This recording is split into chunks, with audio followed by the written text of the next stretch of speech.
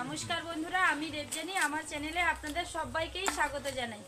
আজকে কিন্তু একটা নতুন ধরনের রেসিপি আপনাদের সঙ্গে শেয়ার করব। ঠিক নতুন নয়, তবে আমি যেভাবে বানাবো সেরকম ভাবে নতুন। আজকে কিন্তু কাঁঠাল গাছের নিচে চলে এসেছি, আর এই যে একটা কাঁঠাল হয়েছে দেখুন, মানে সেরকম দেখতে ভালো নয়, তবুও হয়েছে, গাছে একটাই হয়েছে, তো সেটা পারবো আর সেটা দিয়েই একটা রেসিপি বানাবো, সেটাই আপনাদের সঙ্গে শেয়ার করব। পুরো ভিডিওটা একটুও স্কিপ না করেই দেখতে থাকুন। আমি হাতে প্রথম থেকেই ছুরি নিয়ে এসেছি কাঁঠালটা কাটার জন্য। তো আপনাদের বারবার বলছি যে কাঁঠাল এটা কিন্তু পাকলে কাঁঠাল, কিন্তু এখন এই মানে নরম অবস্থায় পাকেনি যখন, তখন এর নাম কিন্তু হিঁচড়। আর হিঁচড়ের আজকে এমন একটা রেসিপি বানাবো সেটা কিন্তু খুবই ইউনিক। এটা কিন্তু পোকা লেগে গেছে, খুব একটা ভালো নেই। এবার গাছে যদি পোকা লেগে যায় আমাদের তো কোনো কিছু করার নেই, এই একটাই হয়েছে, তো এটাও পোকা লেগে গেছে। দেখা যাক, কেটে কিছুটা হলে তো বেরোবে, কিছুটা হলে হয়তো পোকাটা বাদ যাবে। তবে বাগানের জিনিস কি আর ফেলে দেওয়া যায়? বাজার থেকে হলে হয়তো পোকা জিনিসটা কিনে আনতাম না, তবে বাগানে যেহেতু হয়েছে, গাছে হয়েছে, সেহেতু একটু পোকাটা কেটে বাদ দিয়ে যতটুকু বেরোয় ততটুকু দিয়েই কিন্তু বানাবো। বন্ধুরা, আমি কিন্তু গাছে উঠে পড়েছি, তবে কখনো কোনোদিনও গাছে উঠিনি, কিন্তু এত ছোট গাছ তো তার জন্য উঠে পড়েছি। এমনিতে নিচ থেকে হয়তো একটু হাত তুললে পারা যায়, তবে আমি গাছে উঠেই কিন্তু এটাকে পারছি। ছুরি নিয়েছি, কাটবো।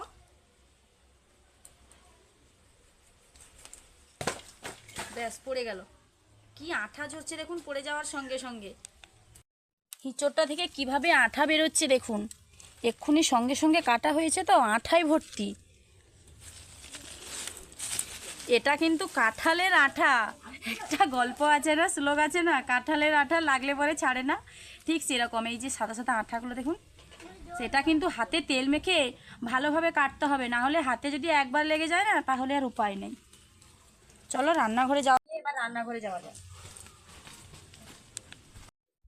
উনুনে কিন্তু আমি হিঁচড় পাড়তে যাওয়ার আগেই জল বসিয়ে দিয়েছিলাম, তাড়াতাড়ি যাতে হয়ে যায়। আমি দু হাতের তালুতে তেল লাগিয়েছি, এবার বঁটিতেও তেল লাগাবো।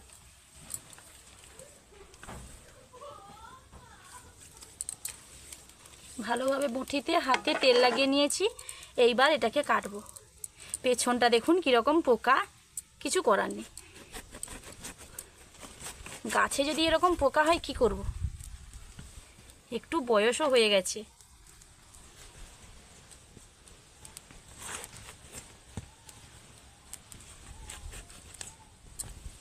পোকা দিকটা বাদ দিয়ে দেব। যারা রান্নাঘরে একদমই নতুন, হিঁচড় কাটতে আশা করি তারা জানেন না, তবে দেখে নিন, এই যে সাদা অংশ, এটা কিন্তু কেটে বাদ দিয়ে দিতে হবে। এইবার ছালটা তুলতে হবে, ছালটা একটু মোটা মোটা করে তুলতে হবে।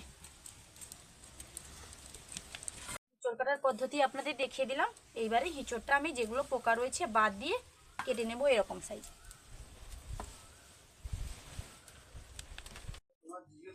হিঁচড়টা আমি কেটে নিয়েছি, লবণ হলুদ দিয়ে। আমি যেহেতু সেদ্ধ করব, এক্ষুনি সদ্য গাছ থেকে তুলেছি, তার জন্য আমি কাঁচা অবস্থায় আর এটা ধুলাম না। এবার আমি যে জল বসিয়ে রেখেছিলাম, জলে কিন্তু হলুদ দিয়ে দিয়েছি, হিঁচড়গুলো দিয়ে কিছুটা লবণ দিয়ে ঢাকনা দিয়ে দেব।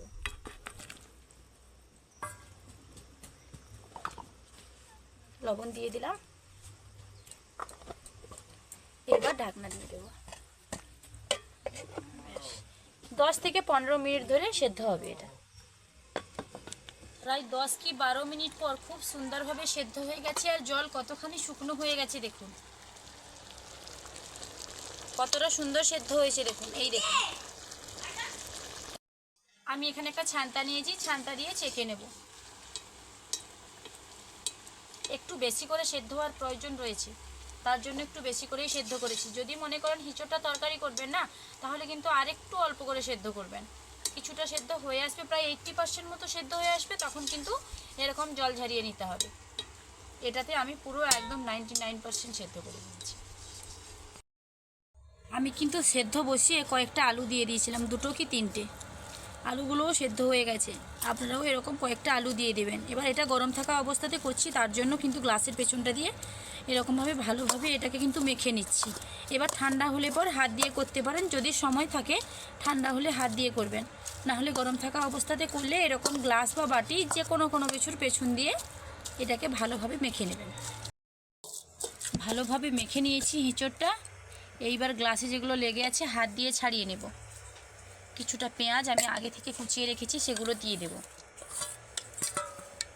দিয়ে দেব সামান্য পরিমাণে লবণ, আগে থেকে আমি লবণ দিয়েছি। ঝালের জন্য দিয়ে দেব লাল লঙ্কার গুঁড়ো, আপনারা চাইলে কাঁচা লঙ্কা কুচিও ব্যবহার করতে পারেন। আমি যেহেতু আগে হলুদ দিয়েছি আর একটু করে দিলাম, সামান্য পরিমাণে একদম। এইবার দেব ম্যাগি মশলা, আলাদা একটা স্বাদের জন্য ম্যাগি মশলা দিয়ে দিলাম। এইবার ওপর থেকে বেশ কিছুটা বেসন দিয়ে দেব। এক মুঠো বেসন দিয়ে দিয়েছি, আবারও এক মুঠো দিয়ে দেব। যদি এটা মাখতে মাখতে আমি কিন্তু এদিকে তেল দিয়ে দিচ্ছি কড়াইতে, এগুলো ভাজার জন্য। এঁচোড়ের পকোড়া, সমস্ত ধরনের পকোড়া আপনারা খেয়েছেন, আজকে বানাবো এঁচোড়ের পকোড়া। কিছুটা বেসন দিয়ে দিয়েছি, এইবার কিছুটা কর্নফ্লাওয়ার দিয়ে দেব। বাইন্ডিং হতে সুবিধার জন্যই কিন্তু এই দুটো আমি দিলাম। আপনারা চাইলে কর্নফ্লাওয়ারটা নাও দিতে পারেন, পুরোটা স্কিপ করে যেতেও পারেন। এবার ভালোভাবে এটা মেখে নেব। এখনো হালকা গরম রয়েছে।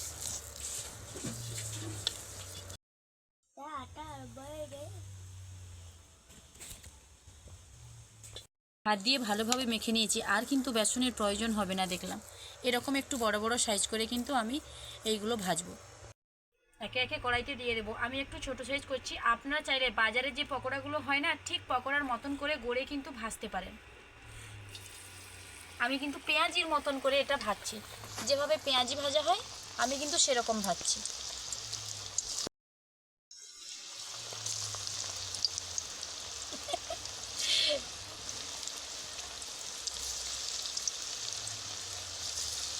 একসঙ্গে বেশ অনেকগুলো ভাজা হয়ে যাবে, তবে ঝটপট দিয়ে দিতে হবে।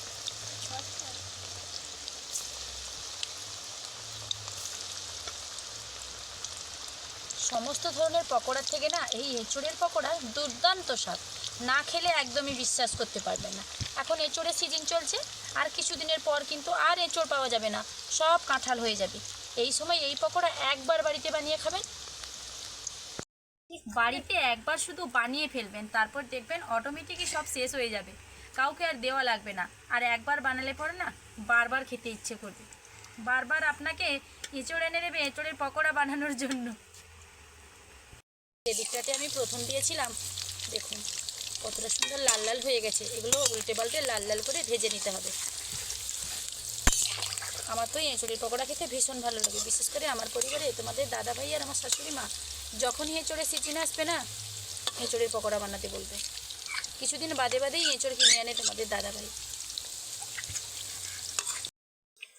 পকোড়াগুলো কতটা সুন্দর লাল লাল করে ভাজা হয়েছে দেখুন, দেখলেই কিন্তু জিভে জল আসবে। তেল ঝারিয়ে এগুলোকে প্লেটের মধ্যে নামিয়ে নেব।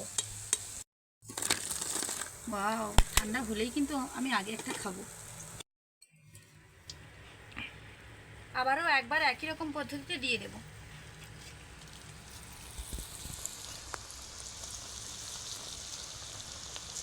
এই রকম ভাজলে কি সুবিধা হয় জানেন তো, খুব তাড়াতাড়ি ভাজা হয়ে যায়। বড় বড় করলে পর একটু ভাজতে দেরি হয়, তবে সেগুলো দেখতে কিন্তু অনেকটা সুন্দর হয়। যখন কোনো অতিথি আসবে না, তখন আর এরকম ভাজবেন না, বড় বড় করে একটু সময় নিয়ে ভেজবেন, খুব ভালো লাগবে। কড়াইতে যেহেতু জায়গা রয়েছে, বেশ কিছুটা দিয়ে দেবো। এই পকোড়াগুলো আমি কিন্তু বারবার বলেছি ভীষণ সুন্দর লাগে, আর কতটা সুন্দর আপনারা দেখেই বিশ্বাস করবেন না, দেখলে বিশ্বাস করবেন না। থালাতে বেশ অনেকগুলো কিন্তু প্রথমে ভাজা হয়েছিল, এখানে সবাই কিন্তু খাওয়া শেষ হয়ে গেছে। দেখুন বাবু খাচ্ছে, ওদিকে মা খাচ্ছে, তোমাদের দাদা ভাই তো খেতে খুবই ভালো লাগে, আমি আগেই বলেছি। তবে একদম থালা শেষ হয়ে গেছে, মাত্র দুটো কি তিনটে পড়ে রয়েছে। কেমন লাগছে? দারুণ, সত্যিই কিন্তু খুব ভালো হয়েছে, একবার বানিয়ে খাবেন। ভালো হয়েছে, ভালো হয়েছে। আরও কতগুলো ভাজা হয়ে গেছে দেখুন। লাস্টের যেগুলো বাকি রয়েছে একে একে সেগুলোও দিয়ে দেব।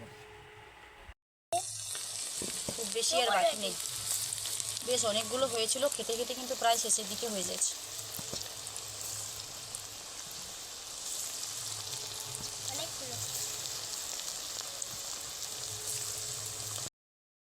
এবারেগুলো ভালোভাবে ভেজে নিয়েছি, তেল ঝরিয়ে তুলে নিচ্ছি।